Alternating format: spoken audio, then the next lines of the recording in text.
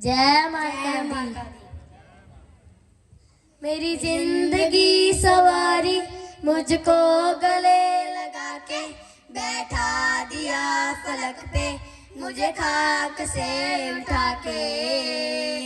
मेरी जिंदगी सवारी मुझको गले लगा के बैठा दिया फलक पे मुझे खाक से उठा के। यारा तेरी यारी को मैंने तो खुदा माना, याद करेगी दुनिया तेरा मेरा अफसाना। तेरे जैसा यार कहाँ, कहाँ ऐसा यारा ना। कभी दूर तू न जाए मेरे दिल की ये दुआएं, वो दिन कभी ना आए, जो दिन कभी ना आए तेरे बिन जो बिताए, तेरे संग जीना है, तेरे संग मर जाना। याद करेगी दुनिया तेरा जैसा अफसाना। तेरे जैसा यार कहाँ, कहाँ ऐसा याराना। मेरी जिंदगी सवारी तुझको गले लगा के बैठा दिया फलक पे मुझे खाक से उठा के। यारा तेरी यारी को मैंने तो खुदा माना। जय माता।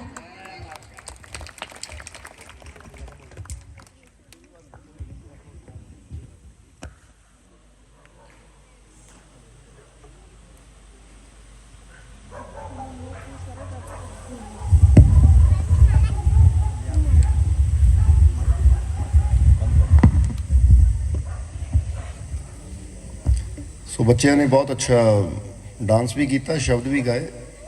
ताड़ी नहीं बजाई तुसीं ना, थोड़ी घट भी आई। वाकई कुछ गाने, कुछ सॉन्ग, कुछ शब्द ऐसे होंगे है जिहड़े बड़ी बड़ी गहरी गल करते हैं। क्योंकि कई बार देखा कुछ लाइना शायद जो शायर लिखते हैं तो किसी होर ही दुनिया च उन्होंने सुरती या वो चीज़ पहुँच जाती, फिर ही वो लाइन पैदा होती है या वो शब्द पैदा होंगे कि जोड़े दूजे दिल पर असर करते हैं। इसलिए मतलब बच्चों ने कहा तेरे जैसा यार कहाँ, कहाँ ऐसा यार आना। याद करेगी दुनिया तेरा मेरा अफसाना। ये गल कित्थे जाती है? क्योंकि जिन्हें दुनिया वाल ले जाना दुनिया वाल भी ले जा सकता, तो जिन्हें सच्चाई नूं समझना है तो कहा जाता ना सच्चा यार तो कोई है जिहड़ा कभी भी साथ नहीं छड्डदा। और वो तो वही है, वो परमात्मा, वो प्रभु, वो मालिक जो हर कदम ते हर पल इंसान का साथ दिंदा है, हर कदम ते इंसान दे नाल रहिंदा है। इसलिए बच्चों को शब्द गाते देख के ये सोचा असीं भी एक शब्द छोटा जिहा सुनाइए। सत्संग तो चलो सुनते ही हो तुसीं। ये शब्द श्री गुरु रविदास जी का शब्द है, पर कई बार असीं बैठ के गुनगुनाई दा, बड़ा प्यारा लगता सानूं। ये भी एक समझ लो वो तड़फ है। किहड़ी तड़फ? कि जिस तरह एक प्यासे नूं पानी की तड़फ हुंदी है, एक भुखे नूं भोजन की तड़फ हुंदी है, इसी तरह एक प्यास हुंदी है एक आशिक नूं अपने महबूब नूं देखण दी, उहदे दर्शनां दी। कि किस तरह मैं अपने मालिक दा, अपने प्रभु दा, अपने प्यारे दा दर्शन कर लवां। फिर वो मंगदा है, की मंगदा है? उस तो उहदे दर्शनां दी दात मंगदा है।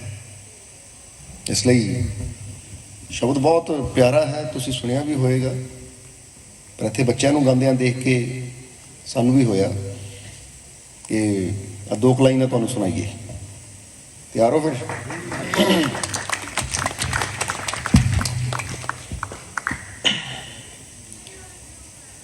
दर्शन दीजे राम, दर्शन दीजे राम, दर्शन दीजे राम, दर्शन दीजे राम, दर्शन दीजे विलंब न कीजे, दर्शन दीजे विलंब न कीजे, दर्शन दीजे राम, दर्शन दीजे राम, दर्शन दीजे राम, दर्शन दीजे राम,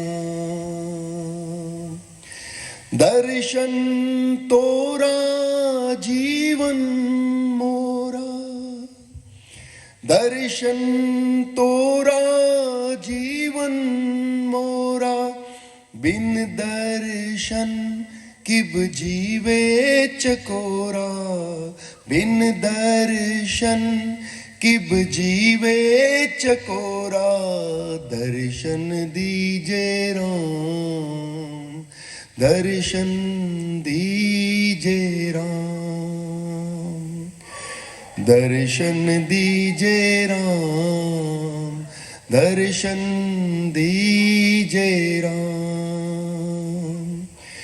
माधो सतगुर सब जग चेला, अब के बिछड़त मिलन दुहेला, अब के बिछड़त मिलन दुहेला, दर्शन दीजे राम, दर्शन दीजे राम, दर्शन दीजे राम, दर्शन दीजे राम। धन जोबन की झूठी आशा, धन जोबन की झूठी आशा, सत सत सत भाखे रविदासा, सत सत सत भाखे रविदासा, दर्शन दीजे राम, दर्शन दीजे राम, दर्शन दीजे राम, दर्शन दीजे राम, दर्शन दीजे विलंब न कीजे, दर्शन दीजे विलंब न कीजे, दर्शन दीजे राम, दर्शन दीजे राम, दर्शन दीजे राम, दर्शन दीजे राम।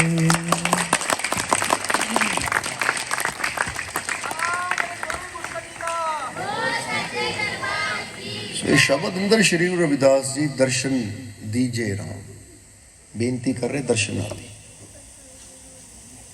इसलिए एक एक लाइन बड़ी प्यारी है, बड़ी समझने वाली है कि दर्शन तोरा जीवन मोरा, बिन दर्शन की विजीवे चकोरा। कि सतगुरु या परमात्मा प्रभु तो वो दर्शन मांग रही है कि तेरा दर्शन ही मेरा जीवन है, मेरी जिंदगी है। क्योंकि जिस तरह के चकोर चंद्रमे नूं देखे तो बिना नहीं रह सकता, वो अपने प्रेम बारे दस रहे हैं। इसी तरह मैं तेनू देखे तो बिना नहीं रह सकता। पर ये इशारा कि श्री गुरु रविदास जी अपने बारे कर रहे हैं? नहीं, वो साडे बारे कर रहे हैं। साडे बारे मतलब सानू कह रहे हैं कि तुहाडे अंदर तड़फ होनी चाहिए है। दुनिया तो बहुत मंगते हैं, धन मंग लिया, दौलत मंग ली, पदार्थ मंग ले, तां ही कहते धन जोबन की झूठी आशा। कि जेड़े पिछे असीं दौड़ रहे हैं ना, या ए प्राणी जो तू मंग रहे हैं परमात्मा तो, वो तो झूठ है, एक दिन छड़ जाना है। सत सत सत भाखे रविदास। इसलिए उन्होंने कहना पिया कि यह गल सच्ची है, जो मैं बोल रहा सच है कि जिहड़ियां तू आसां उम्मीदां ला के बैठा ना संसार ते, सारियां झूठियां है। ਇਸ ਲਈ ਮੰਗਣਾ ਹੈ ਤਾਂ ਉਹਦਾ ਦਰਸ਼ਨ ਮੰਗ, ਬੇਨਤੀ ਕਰ, ਕਿਉਂਕਿ ਉਹ ਸਾਨੂੰ ਸਿੱਖਿਆ ਦੇ ਰਹੇ ਹੈ, ਸਾਨੂੰ ਸਿਖਾ ਰਹੇ ਹੈ, ਸਾਨੂੰ ਸਮਝਾ ਰਹੇ। ਉਹ ਆਪ ਨਹੀਂ ਕਹਿ ਰਹੇ, ਆਪ ਤਾਂ ਪਹੁੰਚੇ ਹੋਏ ਉਸ ਮੰਜ਼ਿਲ ਤੇ, ਆਪ ਤਾਂ ਆਨੰਦ ਲੈ ਰਹੇ ਹੈ। ਉਹ ਸਾਨੂੰ ਸਿੱਖਿਆ ਦੇ ਰਹੇ ਕਿ ਦਰਸ਼ਨ ਮੰਗੋ, ਉਹਦੀ ਰਹਿਮਤ, ਉਹਦੀ ਬਖਸ਼ਿਸ਼, ਉਸ ਨੂੰ ਮੰਗੋ। ਦਰਸ਼ਨ ਦੀਜੇ ਰਾਮ। ਕਦੀ ਅੰਦਰੋਂ ਤੜਫ ਉੱਠਣੀ ਚਾਹੀਦੀ ਹੈ ਕਿ ਤੇਰੇ ਦਰਸ਼ਨਾਂ ਦੀ ਪਿਆਸ ਹੈ ਮੇਰੇ ਅੰਦਰ, ਤੈਨੂੰ ਦੇਖਣ ਦੀ ਪਿਆਸ ਹੈ ਮੇਰੇ ਅੰਦਰ। ਇਸ ਲਈ ਇਹ ਗੁਰੂ ਆਪਣੀ ਤਰਫੋਂ ਨਹੀਂ ਕਹਿ ਰਹੇ, ਬਲਕਿ ਉਹ ਸਾਨੂੰ ਗਿਆਨ ਦੇ ਰਹੇ ਹੈ ਕਿ ਸਾਨੂੰ ਕੀ ਮੰਗਣਾ ਚਾਹੀਦਾ ਹੈ। ਕਿਉਂਕਿ ਜ਼ਰਾ ਦੇਖੋ, ਮਾਧੋ ਸਤਿਗੁਰ ਸਭ ਜਗ ਚੇਲਾ, ਅਬ ਕੇ ਵਿਛੜਤ ਮਿਲਨ ਦੁਹੇਲਾ। ਇਹ ਬੜੀ ਪਿਆਰੀ ਗੱਲ ਹੈ। ਉਹ ਕਹਿੰਦੇ ਆਹੀ ਟਾਈਮ ਹੈ ਤੁਹਾਡੇ ਕੋਲ, ਅਗਰ ਮੇਲ ਹੋ ਗਿਆ ਤਾਂ ਹੋ ਗਿਆ, ਜੇ ਨਹੀਂ ਹੋਇਆ ਤਾਂ ਫਿਰ ਮੁਸ਼ਕਿਲ ਹੈ। ਦੁਹੇਲੇ ਦਾ ਮਤਲਬ ਹੁੰਦਾ ਮੁਸ਼ਕਿਲ। ਕਿਉਂਕਿ ਅੱਜ ਹੁਣ ਫਰਜ਼ ਕਰੋ, ਉਦਾਹਰਨ ਲੈ ਲਓ, ਅੱਜ ਤੁਸੀਂ ਇੱਥੇ ਬੈਠੇ ਹੋ, ਅਸੀਂ ਇੱਥੇ ਬੈਠੇ ਹਾਂ। ਅੱਜ ਤੁਸੀਂ ਬਹੁਤ ਕੁਝ ਸਾਡੇ ਤੋਂ ਲੈ ਸਕਦੇ ਹੋ, ਅਸੀਂ ਬਹੁਤ ਕੁਝ ਤੁਹਾਨੂੰ ਸਮਝਾ ਸਕਦੇ ਹਾਂ। ਪਰ ਜੇ ਹੁਣ ਕਿਸੇ ਦੀ ਮੌਤ ਹੋ ਜਾਵੇ, ਫਿਰ ਅਗਲਾ ਜਨਮ ਉਹਦਾ ਕਿੱਥੇ ਹੋਣਾ ਹੈ, ਕਦੋਂ ਹੋਣਾ ਹੈ, ਕਿੱਦਾਂ ਹੋਣਾ ਹੈ, ਦੁਬਾਰਾ ਸਾਡੇ ਨਾਲ ਮੁਲਾਕਾਤ ਹੋਏ, ਪੋਸੀਬਲ ਨਹੀਂ ਹੈ, ਹੋ ਹੀ ਨਹੀਂ ਪਾਏਗੀ। ਸਮਝਦੇ ਹੋ ਕਿ ਨਹੀਂ? ਕਿਉਂਕਿ ਜਿਹਦਾ ਵੀ ਮਿਲਨ ਹੁੰਦਾ ਹੈ ਨਾ, ਇਹ ਇੱਕ ਵਾਰ ਹੀ ਹੁੰਦਾ ਹੈ। ਜੇ ਸੋਚੋ ਹੁਣ ਮੈਂ ਮਰ ਗਿਆ ਤਾਂ ਦੁਬਾਰਾ ਮੈਂ 2 ਸਾਲ ਬਾਅਦ ਜਨਮ ਲੈ ਕੇ ਫਿਰ ਇੱਥੇ ਹੀ ਆ ਜਾਣਾ, ਨਹੀਂ। ਪਤਾ ਨਹੀਂ ਦੁਨੀਆ ਦੇ ਕਿਸ ਕੋਨੇ 'ਚ ਜਾ ਕੇ ਆਪਣੇ ਕਰਮ ਦੇ ਹਿਸਾਬ ਨਾਲ ਤੂੰ ਪੈਦਾ ਹੋਣਾ ਹੈ, ਉੱਥੇ ਫਿਰ ਇਹ ਮੁਲਾਕਾਤ ਨਹੀਂ ਹੋ ਪਾਣੀ। ਇਸ ਲਈ ਉਹ ਕਹਿੰਦੇ ਅਬ ਕੇ ਵਿਛੜਤ ਮਿਲਨ ਦੁਹੇਲਾ। ਹੁਣ ਤੇ ਕੋ ਮੌਕਾ ਹੈ, ਹੁਣ ਕਰ। ਇੱਕ ਵਾਰ ਇਹ ਦੂਰੀ ਪੈ ਗਈ ਤਾਂ ਮੁੜ ਕੇ ਇਹ ਮਿਲਨ ਨਹੀਂ ਹੋਣਾ, ਕੋਈ ਹੋਰ ਰੂਪ, ਕੋਈ ਹੋਰ ਕੀ। ਜਿੱਦਾਂ ਹੁਣ ਸਮਝ ਲਓ, ਫਰਜ਼ ਕਰੋ ਬੰਦਾ ਕਹਿੰਦਾ ਮੈਂ ਇਸ ਮਾਤਾ ਪਿਤਾ ਤੋਂ ਜਨਮ ਲਿਆ, ਯਾਨੀ ਜੋ ਤੁਹਾਡੇ ਇਸ ਵੇਲੇ ਮਾਤਾ ਪਿਤਾ ਹੈ। ਜੇ ਹੁਣ ਤੁਹਾਡੀ ਮੌਤ ਹੋ ਜਾਂਦੀ ਹੈ, ਨੈਕਸਟ ਤੁਹਾਨੂੰ ਜਨਮ ਮਿਲਦਾ ਹੈ, ਤਾਂ ਕੀ ਉਹੀ ਮਾਤਾ ਪਿਤਾ ਮਿਲਣਗੇ? ਨਹੀਂ। ਉੱਥੇ ਨਵਾਂ ਬਾਪ ਹੋਏਗਾ, ਨਵੀਂ ਮਾਤਾ ਹੋਏਗੀ, ਨਵਾਂ ਏਰੀਆ ਹੋਏਗਾ, ਨਵਾਂ ਪਿੰਡ ਹੋਏਗਾ, ਨਵਾਂ ਨਾਮ ਹੋਏਗਾ, ਔਰ ਤੁਹਾਨੂੰ ਪਤਾ ਵੀ ਨਹੀਂ ਹੋਏਗਾ ਮੈਂ ਕਿੱਥੋਂ ਆਇਆ। ਇਸ ਲਈ ਉਹ ਕਹਿੰਦੇ ਕਿ ਇਹ ਮੌਕੇ ਨੂੰ ਇਦਾਂ ਹੀ ਨਾ ਸਮਝ। ਜਿਹੜਾ ਇਸ ਸੱਚਾਈ ਨੂੰ ਸਮਝ ਲੈਂਦਾ ਹੈ ਨਾ ਕਿ ਆਹੀ ਮੌਕਾ ਹੈ, ਫਿਰ ਪਤਾ ਨਹੀਂ ਮੈਂ ਕਿੱਥੇ ਹੋਣਾ, ਕਿੱਦਾਂ ਨਹੀਂ, ਉਹ ਫਿਰ ਪੂਰੀ ਕੋਸ਼ਿਸ਼ ਕਰਦਾ ਹੈ ਕਿ ਇਸੇ ਜਨਮ 'ਚ ਮੇਰਾ ਮੇਲ ਉਸ ਨਾਲ ਹੋ ਜਾਵੇ। ਕਿਉਂਕਿ ਉਹ ਕਹਿੰਦਾ ਫਿਰ ਮੌਕਾ ਦੁਬਾਰਾ ਇਹ ਮੌਕਾ ਨਹੀਂ ਮਿਲਣਾ। ਉਮੀਦ ਹੈ ਕਿ ਤੁਸੀਂ ਅੰਡਰਸਟੈਂਡ ਕਰ ਰਹੇ ਹੋ, ਥੋੜਾ ਜਿਹਾ ਨਾ ਸਮਝ ਰਹੇ ਹੋ ਇਸ ਚੀਜ਼ ਨੂੰ। ਇਸ ਕਰਕੇ ਟਾਈਮ ਹੈ। ਔਰ ਬਹੁਤ ਜੀਵ ਤਾਂ ਅਸੀਂ ਇੱਦਾਂ ਦੇ ਦੇਖਿਆ ਕਿ ਜ਼ਿੰਦਗੀ ਗੁਜ਼ਰ ਜਾਂਦੀ ਔਰ ਉਹਨਾਂ ਨੂੰ ਕੋਈ ਜ਼ਿੰਦਗੀ ਦੇ ਬਾਰੇ ਪਤਾ ਹੀ ਨਹੀਂ ਹੁੰਦਾ, ਕਿਉਂਕਿ ਉਹਨਾਂ ਦਾ ਕੋਈ ਗੁਰੂ, ਕੋਈ ਮੁਰਸ਼ਿਦ, ਕੋਈ ਪੀਰ ਫਕੀਰ ਉਹਨਾਂ ਦਾ ਹੁੰਦਾ ਹੀ ਨਹੀਂ ਜੀਵਨ ਦੇ ਵਿੱਚ। ਇਸ ਲਈ ਉਹ ਜ਼ਿੰਦਗੀ ਇੱਦਾਂ ਹੀ ਜੀ ਦਿੰਦੇ ਆ, ਬਸ ਖਾ ਲਿਆ ਪੀ ਲਿਆ। ਜਿੱਦਾਂ ਦੱਸੀਦਾ ਨਾ, ਖਾਣਾ ਪੀਣਾ ਸੋਨਾ ਤੋਂ ਪਸ਼ੂओं का भी काम, ਮਾਨੁਸ਼ में बस एक गुण जपे राम का नाम। ਪਰ ਅਸੀਂ ਸਿਰਫ ਇੰਨਾ ਨਹੀਂ ਕਹਾਂਗੇ ਕਿ ਮਾਨੁਸ਼ ਵਿੱਚ ਇਹ ਗੁਣ ਹੈ ਕਿ ਰਾਮ ਦਾ ਨਾਮ ਜਪੇ, ਬਲਕਿ ਮਾਨੁਸ਼ ਦੇ ਵਿੱਚ ਇਹ ਗੁਣ ਹੈ ਕਿ ਉਹ ਰਾਮ ਨਾਲ ਮਿਲ ਕੇ ਰਾਮ ਹੋ ਸਕਦਾ ਹੈ। ਨਾਮ ਤਾਂ ਹਰ ਕੋਈ ਜਪ ਲੈਂਦਾ ਹੈ, ਪਰ ਨਾਮ ਜਪਣ ਵਾਲੀ ਗੱਲ ਨਹੀਂ ਬਣਦੀ। ਉਹ ਕੋਸ਼ਿਸ਼ ਕਰਨੀ ਪੈਂਦੀ ਹੈ ਕਿ ਰਾਮ ਨਾਲ ਮਿਲ ਕੇ ਰਾਮ ਹੀ ਹੋ ਜਾਈਏ। ਸਮਝਦੇ ਹੋ ਕਿ ਨਹੀਂ? ਔਰ ਰਾਮ ਬਣਨ ਵਾਸਤੇ ਕਿਹੜੀ ਚੀਜ਼ ਦੀ ਜ਼ਰੂਰਤ ਹੁੰਦੀ ਹੈ? ਰਾਮ ਬਣਨ ਵਾਸਤੇ ਸਭ ਤੋਂ ਬੜੀ ਜ਼ਰੂਰਤ ਹੁੰਦੀ ਹੈ ਤਿਆਗ ਦੀ। ਸਮਝਦੇ ਹੋ ਕਿ ਨਹੀਂ? ਤਿਆਗ। ਹੁਣ ਜ਼ਰਾ ਸੋਚੋ, ਦਸ਼ਰਥ ਨੇ ਜਦੋਂ ਐਲਾਨ ਕੀਤਾ ਕਿ ਸਵੇਰ ਨੂੰ ਰਾਮ ਨੂੰ ਅਯੋਧਿਆ ਦਾ ਰਾਜਾ ਬਣਾ ਦੇਣਾ ਹੈ, ਰਾਜ ਤਿਲਕ ਕਰ ਦੇਣਾ ਹੈ, ਤਾਂ ਉਸ ਵੇਲੇ ਰਾਮ ਨੂੰ ਖੁਸ਼ਖਬਰੀ ਸੁਣਾਈ ਗਈ। ਸਾਰੇ ਖੁਸ਼ ਸੀ, ਇੱਥੇ ਤੱਕ ਕਿ ਕਈ ਵੀ ਬੜੀ ਖੁਸ਼ ਸੀ। ਤੇ ਕਈ ਵੀ ਰਾਮ ਨੂੰ ਬੜਾ ਪਿਆਰ ਕਰਦੇ ਸੀ, ਭਾਰਤ ਨਾਲੋਂ ਜ਼ਿਆਦਾ, ਆਪਣੇ ਬੇਟੇ ਨਾਲੋਂ ਜ਼ਿਆਦਾ ਰਾਮ ਨੂੰ ਪਿਆਰ ਕਰਦੇ, ਬੜੀ ਖੁਸ਼ ਸੀ। ਪਰ ਜਦੋਂ ਕਈ ਆਪਣੇ ਮਹਿਲ 'ਚ ਗਈ ਸ਼ਾਮ ਨੂੰ, ਖੁਸ਼ਖਬਰੀ, ਬੜੀ ਖੁਸ਼ ਹੈ, ਲੱਡੂ ਵੰਡ ਰਹੀ ਹੈ, ਸਭ ਨੂੰ ਵਧਾਈਆਂ ਦੇ ਰਹੀ ਹੈ ਕਿ ਮੇਰਾ ਰਾਮ ਰਾਜਾ ਬਣੇਗਾ, ਤਾਂ ਮੰਥਰਾ, ਉਸਨੇ ਦਾਸੀ ਸੀ, ਇੱਕ ਕੁਬੜੀ ਸੀ, ਦਾਸੀ ਸੀ ਮਥੁਰਾ ਕਕਈ ਦੀ। ਉਹਨੇ ਕਕਈ ਨੂੰ ਕਿਹਾ ਤੇਰਾ ਦਿਮਾਗ ਠੀਕ ਹੈ, ਤੂੰ ਖੁਸ਼ ਬੜੀ ਹੋ ਰਹੀ ਹੈ, ਜੇ ਰਾਮ ਨੂੰ ਰਾਜਾ ਮਿਲ ਗਿਆ ਤੇਰਾ ਭਾਰਤ ਕੀ ਬਣੇਗਾ, ਰਾਮ ਦਾ ਦਾਸ। ਯਾਨੀ ਉਹਦੇ ਮਨ 'ਚ ਜ਼ਹਿਰ ਦੇ ਬੀਜ ਬੋਏ। ਸਮਝਦੇ ਹੋ ਕਿ ਨਹੀਂ? ਇਸ ਲਈ ਜਿਹੜੀ ਮੰਥਰਾ ਹੈ ਨਾ, ਇਹਦੇ ਮੂਹਰੇ ਪਹਿਲਾਂ ਮਨ ਨਹੀਂ ਆਉਂਦਾ, ਮੰਥਰਾ। ਇਹ ਕਹਿੰਦੇ ਮਨ ਹਮੇਸ਼ਾ ਉਲਟੀਆਂ ਸਲਾਹਾਂ ਦਿੰਦਾ ਹੈ ਬੰਦੇ ਨੂੰ, ਇਹ ਪੁੱਠੀਆਂ ਸਲਾਹਾਂ ਦੇ ਕੇ ਇਨਸਾਨ ਦੀ ਜ਼ਿੰਦਗੀ ਨੂੰ ਨਰਕ ਬਣਾ ਦਿੰਦਾ ਹੈ। ਹੁਣ ਜਿਸ ਵੇਲੇ ਮੰਥਰਾ ਨੇ ਕਕਈ ਦੇ ਅੰਦਰ ਇਹ ਸ਼ਬਦ ਬੋਏ ਕਿ ਤੈਨੂੰ ਤਾਂ ਆਪਣੇ ਭਰਤ ਵਾਸਤੇ ਰਾਜ ਮੰਗਣਾ ਚਾਹੀਦਾ ਸੀ, ਕਿਉਂਕਿ ਤੈਨੂੰ ਤਾਂ 2 ਬਚਨ ਦਿੱਤੇ ਹੋਏ ਆ ਦਸ਼ਰਥ ਨੇ, ਜੋ ਮੰਗੇਗੀ ਮਿਲੇਗਾ। ਇਸ ਕਰਕੇ ਭਰਤ ਵਾਸਤੇ ਰਾਜ ਮੰਗ, ਤਾਂ ਰਾਮ ਵਾਸਤੇ ਬਨਵਾਸ ਮੰਗ।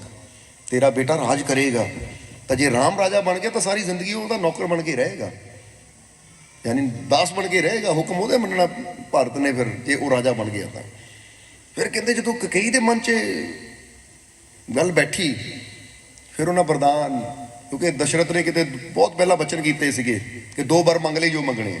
ਫਿਰ ਉਹਨੇ 2 ਵਾਰ ਮੰਗੇ। ਕਿਹੜਾ ਮੰਗਿਆ ਕਿ 14 ਸਾਲ ਦਾ ਰਾਮ ਨੂੰ ਬਨਵਾਸ ਔਰ ਆਪਣੇ ਭਾਰਤ ਵਾਸਤੇ ਰਾਜਿਆ। ਹੁਣ ਜਿਸ ਵੇਲੇ ਦਸ਼ਰਥ ਨੇ ਜੋ ਵਚਨ ਕੀਤੇ ਸੀ, ਕਹਾਣੀ ਤਾਂ ਬਹੁਤ ਲੰਬੀ ਸ਼ਾਰਟ ਵਿੱਚ ਦੱਸਣ ਲੱਗੇ ਆ, ਤੇ ਫਿਰ ਰਾਮ ਨੂੰ ਬੁਲਾਇਆ ਔਰ ਰਾਮ ਨੂੰ ਕਿਹਾ ਤੇਰਾ 14 ਸਾਲ ਦਾ ਬਨਵਾਸ ਸਵੇਰ ਤੋਂ ਸ਼ੁਰੂ। ਤਾਂ ਉਸ ਵੇਲੇ ਰਾਮ ਨੇ ਕੀ ਕੀਤਾ? ਰਾਮ ਨੇ ਇਹ ਨਹੀਂ ਕਿਹਾ ਕਿ ਵਚਨ ਤੁਸੀਂ ਦਿੱਤੇ ਹੋਏ ਹੋ ਤਾਂ ਤੁਸੀਂ ਪੂਰੇ ਕਰੋ, ਮੈਂ ਕਿਉਂ ਕਰਾਂ। ਸਮਝਦੇ ਹੋ ਕਿ ਨਹੀਂ? ਰਾਮ ਨੇ ਮੁਸਕਰਾ ਕੇ ਕਿਹਾ, ਹੱਸ ਕੇ ਕਿਹਾ, ਕਹਿੰਦਾ ਠੀਕ ਹੈ ਪਿਤਾ ਜੀ, ਹੁਣੇ ਜਾਣਾ ਜਾਂ ਸਵੇਰੇ? ਉਹਨਾਂ ਨੇ ਕਿਹਾ ਸਵੇਰੇ। ਹੱਸ ਕੇ ਐਕਸੈਪਟ ਕਰ ਲਿਆ। ਤਾਂ ਜੇ ਰਾਮ ਤਿਆਗ ਨਾ ਕਰਦਾ, ਸਿਰਫ ਰਾਜ ਗੱਦੀ ਤੇ ਸਿੱਧਾ ਬਹਿ ਜਾਂਦਾ, ਤਾਂ ਫਿਰ ਸ਼ਾਇਦ ਰਾਮ ਨੂੰ ਇੱਕ ਰਾਜਾ ਹੀ ਗਿਣਿਆ ਜਾਣਾ ਸੀ, ਉਹਦੇ ਨਾਲ ਭਗਵਾਨ ਨਹੀਂ ਜੁੜਨਾ ਸੀ। ਕਿਉਂਕਿ ਭਗਵਾਨ ਉਦੋਂ ਚੀਜ਼ ਜੁੜਦੀ ਜਦੋਂ ਇਨਸਾਨ ਆਪਣੇ ਸੁੱਖਾਂ ਦਾ, ਆਪਣੇ ਐਸ਼ੋ ਆਰਾਮ ਦਾ ਤਿਆਗ ਕਰਦਾ ਹੈ। ਔਰ ਤਿਆਗ ਕਰਨ ਦਾ ਮਤਲਬ ਇਹ ਨਹੀਂ ਕਿ ਘਰ ਛੱਡ ਕੇ ਚਲੇ ਜਾਓ। ਤਿਆਗ ਦਾ ਮਤਲਬ ਹੈ ਕਿ ਬੰਦੇ ਨੂੰ ਬਹੁਤ ਇੱਦਾਂ ਦੀਆਂ ਆਦਤਾਂ ਹੁੰਦੀਆਂ, ਲੇਟ ਉੱਠਣ ਦੀ, ਸਮਝਦੇ ਹੋ ਕਿ ਨਹੀਂ? ਧਿਆਨ ਕਰਨਾ ਨਹੀਂ, ਸਿਮਰਨ ਕਰਨਾ ਨਹੀਂ, ਬੰਦਗੀ ਕਰਨੀ ਨਹੀਂ, ਰਾਤ ਨੂੰ ਆਰਾਮ ਨਾਲ ਆਪਣੇ ਟਾਈਮ ਦੇ ਮੁਤਾਬਿਕ ਸੋਣਾ, ਸਵੇਰ ਨੂੰ ਆਰਾਮ ਨਾਲ ਉੱਠਣਾ। ਕਿ ਮੈਂ ਇਹ ਨਹੀਂ ਸੋਚਣਾ ਕਿ ਅੰਮ੍ਰਿਤ ਵੇਲੇ ਉੱਠਾਂ, ਥੋੜਾ ਨੀਂਦ ਦਾ ਤਿਆਗ ਕਰਾਂ। ਫਿਰ ਇਹ ਨਹੀਂ ਸੋਚਣਾ ਕਿ ਆਪਣੇ ਅੰਦਰਲੀਆਂ ਬੁਰਾਈਆਂ ਦਾ ਤਿਆਗ ਕਰਾਂ। ਫਿਰ ਇਹ ਨਹੀਂ ਸੋਚਣਾ ਕਿ ਮੇਰੇ ਅੰਦਰ ਜਿਹੜੀਆਂ ਕਮੀਆਂ ਉਹਨਾਂ ਦਾ ਤਿਆਗ ਕਰਾਂ। ਕਿਉਂਕਿ ਤਿਆਗ ਕਰਕੇ ਹੀ ਇਨਸਾਨ ਭਗਵਾਨ ਦੀ ਪਦਵੀ ਤੇ ਪਹੁੰਚਦਾ ਹੈ। ਸਮਝ ਆ ਰਹੀ ਸਾਡੀ ਗੱਲ? ਜੇ ਤਿਆਗ ਕਰਦੇ ਆ ਤਾਂ ਫਿਰ ਹੀ ਭਗਵਾਨ ਦੀ ਪਦਵੀ ਤੇ ਪਹੁੰਚਦੇ। ਤੇ ਜੇ ਆਪਣੇ ਅੰਦਰ ਦੀ ਅਸੀਂ ਉਹ ਚੀਜ਼ਾਂ ਨੂੰ ਤਿਆਗਣ ਨੂੰ ਤਿਆਰ ਨਹੀਂ, ਜਿੱਦਾਂ ਹੀ ਕਈ ਵਾਰ ਦੱਸਦੇ ਨਾ, ਬੰਦਾ ਸਵਾਦ ਨਹੀਂ ਤਿਆਗਦਾ। ਸਵਾਦ ਵਿੱਚ ਬੰਦਾ ਉਹ ਚੀਜ਼ਾਂ ਖਾਂਦਾ ਰਹਿੰਦਾ ਜੋ ਉਹਦੀ ਸਿਹਤ ਵਾਸਤੇ ਅੱਛੀਆਂ ਨਹੀਂ ਹੁੰਦੀਆਂ। ਬਹੁਤ ਚੀਜ਼ਾਂ ਇੱਦਾਂ ਦੀਆਂ, ਅੱਜ ਵੀ ਸਤਸੰਗ 'ਚ ਹੀ ਦੱਸਿਆ ਕਿ ਜਿਹੜੀ ਆਦਤ ਔਰ ਜਿਹੜੀ ਚੀਜ਼ ਤੁਹਾਨੂੰ ਸਰੀਰਕ, ਮਾਨਸਿਕ ਔਰ ਆਤਮਿਕ ਤੌਰ ਤੇ, ਅਧਿਆਤਮਿਕ ਤੌਰ ਤੇ ਕਮਜ਼ੋਰ ਬਣਾਉਂਦੀ ਹੈ, ਉਹ ਤੁਹਾਡੇ ਵਾਸਤੇ ਜ਼ਹਿਰ ਹੈ। ਨੂੰ ਤਿਆਗ ਦਿਓ, ਜ਼ਹਿਰ ਸਮਝ ਕੇ ਉਹਨੂੰ ਤਿਆਗ ਦਿਓ। ਪਰ ਜ਼ਰਾ ਸੋਚੋ ਕਿਹੜੀ ਬੁਰੀ ਆਦਤ ਹੈ ਜੋ ਮੈਨੂੰ ਸਰੀਰਕ, ਮਾਨਸਿਕ ਔਰ ਆਤਮਿਕ ਤੌਰ ਤੇ ਕਮਜ਼ੋਰ ਬਣਾਉਂਦੀ ਹੈ। ਉਹ ਕਿਹੜੀ ਬੁਰੀ ਚੀਜ਼ ਹੈ? ਬੁਰੀ ਚੀਜ਼ ਦਾ ਮਤਲਬ ਕਿਹੜੀ ਮੇਰੀ ਬੁਰੀ ਆਦਤ ਹੈ? ਬੋਲਣ ਦੀ, ਗੱਲਬਾਤ ਕਰਨ ਦੀ, ਉੱਠਣ ਬੈਠਣ ਦੀ, ਕਿਹੜੀ ਬੁਰੀ ਆਦਤ ਹੈ? ਬਹੁਤ ਆਦਤਾਂ ਹੁੰਦੀਆਂ ਹੈ। ਕਿਉਂਕਿ ਸਭ ਤੋਂ ਜ਼ਿਆਦਾ ਤਾਂ ਬੰਦੇ ਦਾ ਆਪਣੀ ਜ਼ੁਬਾਨ ਤੇ ਕੰਟਰੋਲ ਹੈ ਨਹੀਂ। ਇੱਕ ਦੂਜੇ ਨੂੰ ਬੁਲਾਉਣ ਲੱਗੇ ਇੱਦਾਂ ਬੋਲਦੇ ਹੈ ਕਿ ਸਮਝ ਹੀ ਨਹੀਂ ਆਉਂਦੀ ਕਿ ਹਾਲੇ ਤੱਕ ਸਿੱਖਿਆ ਕੀ? ਉਮਰਾਂ ਤਾਂ ਬੜੀਆਂ ਹੋ ਗਈਆਂ, ਹਾਲੇ ਤੱਕ ਬੋਲਣ ਦਾ ਢੰਗ ਹੀ ਨਹੀਂ ਆਇਆ।